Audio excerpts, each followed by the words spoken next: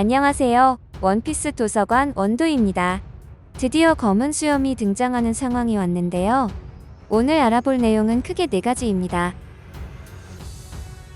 에그헤드 전장 상황은 현재 소강 상태에 빠졌습니다.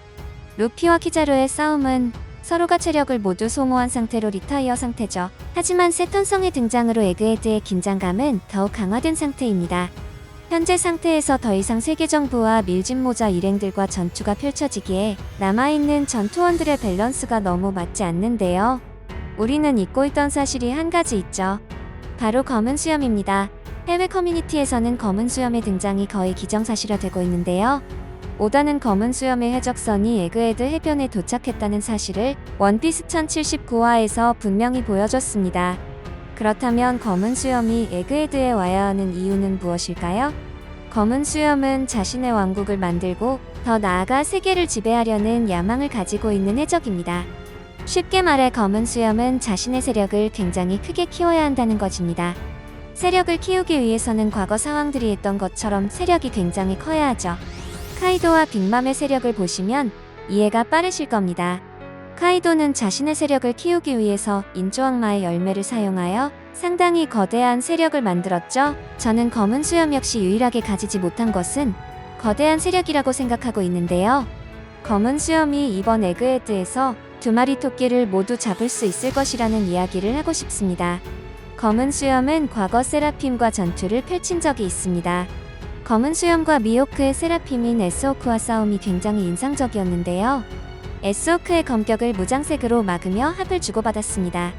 이후 바로 검은 수염의 블랙홀로 받아쳤지만 싸움이 워낙 혼전이었던 터라 승부가 나지 않고 흐지부지 끝났을 정도로 엄청난 힘을 보여줬습니다.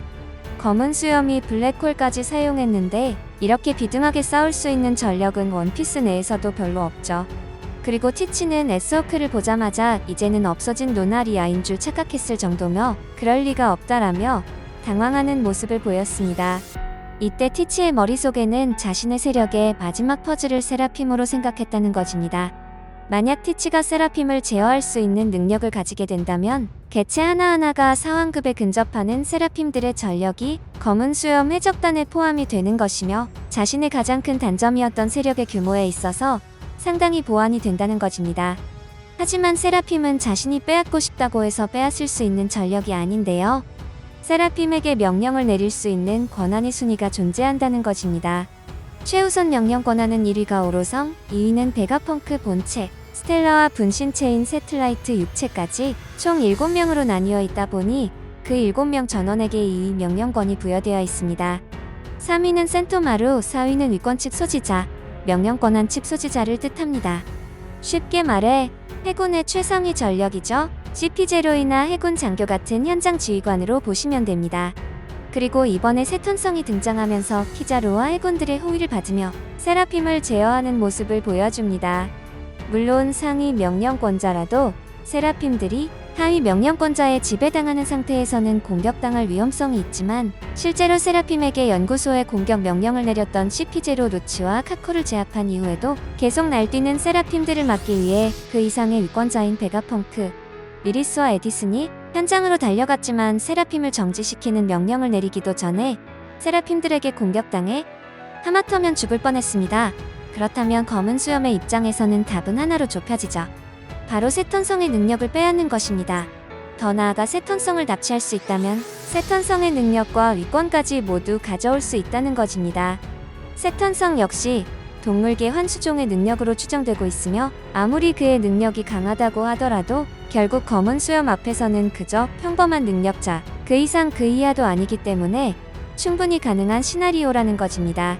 게다가 세턴성 앞에 검은 수염이 나타났을 때 검은 수염을 막을 수 있는 해군의 전력은 없다고 보는 게 맞으며 심지어 세턴성을 가장 가까이에서 호위해야 하는 키자루 역시 루피와 싸움에서 모든 체력을 소진했기 때문이죠. 게다가 아직 오로성이 여러 존재하고 있고 오다가 에그헤드에서 세턴성을 맛보기로 희생시킨다고 하더라도 세계정부와 대결 구도가 붕괴되지 않는다는 것입니다. 게다가 오다는 에그헤드에서 이제 세계가 깜짝 놀랄만한 사건이 발생할 것이라고 암시를 했습니다. 오다가 이제까지 원피스에서 보여줬던 표현에 따르면 이 사건은 루피 연합 세력에 반대되는 사건일 가능성이 매우 높습니다. 더 좁혀서 이야기해보면 루피 일행 쪽의 희생자가 나오는 시나리오 또는 반대편 진영의 전력이 더욱 강해지는 상황이 발생할 것이라는 겁니다. 오다의 입장에서도 결국 검은 수염의 배를 보여줬기 때문에 이것을 어떻게든 소모를 해야 하는 상황이 다가왔고, 결국 이 시점에서 검은 수염이 등장한다면 결국 세톤성과 싸움이 아니라면 큰 의미를 가지지 못한다는 것이고, 오다가 쓰러져 있는 루피와 검은 수염을 싸우게 하지는 않을 것이니까요. 그리고 에그헤드는 과학과 화학의 기술의 집약체이며 세턴성 역시 과학 담당의 포지션을 가지고 있죠. 유사시 거대한 폭발을 통해서 다시 한번 모두가 흩어지는 최악의 사태까지도 생각해 볼 수 있다는 것입니다. 과거 펑크 하자드의 대폭발과 샤본디 제도의 스토리에 나기 효과까지도 입게 되는 것이죠. 게다가 세턴성과 세계 정부는 검은 수염 앞에서 약해질 수밖에 없는 이유가 있는데요. 해군과 세계 정부의 입장에서는 해군의 중요한 내부 정보까지 알고 있는 전 대장 쿠잔이 검은 수염 옆에서 등장하는 장면은 정말 말로 설명이 안 될 만큼 분노가 치밀어 오를 것입니다. 오로성 역시 쿠잔이 어릴 때부터 해군에서 대장까지 올라오는 과정과 선임까지 모를 리가 없을 것입니다. 이 모든 것들이 검은 수염의 입장에서 보았을 때 자신에게 유리한 판세를 가져올 명분들로 작용하게 됩니다.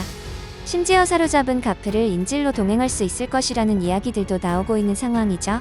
만약 검은 수염 티치가 사로잡은 가프를 에그헤드에 같이 동행하게 된다면 루피는 물론이고 해군 진영까지도 모두 충격 상태에 빠질 것입니다. 이런 상황이 발생하면 그 누구도 검은 수염을 함부로 쉽게 공격할 수 없을 것입니다. 특히 해군의 입장에서는 더욱 조심스러울 것입니다. 루피 역시 눈앞에 등장한 세라핌과 키자루보다 검은 수염과 쿠잔의 옆에 얼어있는 가프에 분노가 머리끝까지 차오를 것입니다. 이성적인 판단이 불가능한 상태가 된다는 것입니다.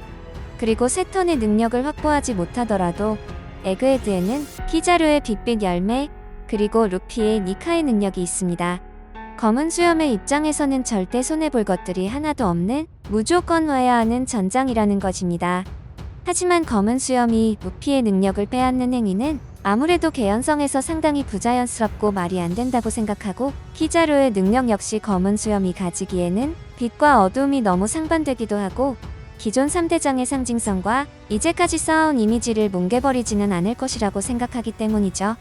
위에서도 언급했듯이 저는 개인적으로 이번 에그헤드에서 오로성 세턴의 희생이 필요하다고 생각합니다. 본격적으로 세계 정부 그리고 임과 전투 구도를 잡아가는 이 순간 세턴의 패배는 남은 오로성들과 임의 경각심을 강하게 불러일으킬 수 있다는 것이죠. 여러분, 검은 수염이 세턴성과 싸우는 그림 보고 싶지 않나요? 오늘 영상은 여기까지입니다. 재미있게 보셨거나 재미없게 보셨다면 구독, 좋아요 하실 거죠? 사랑한다고요.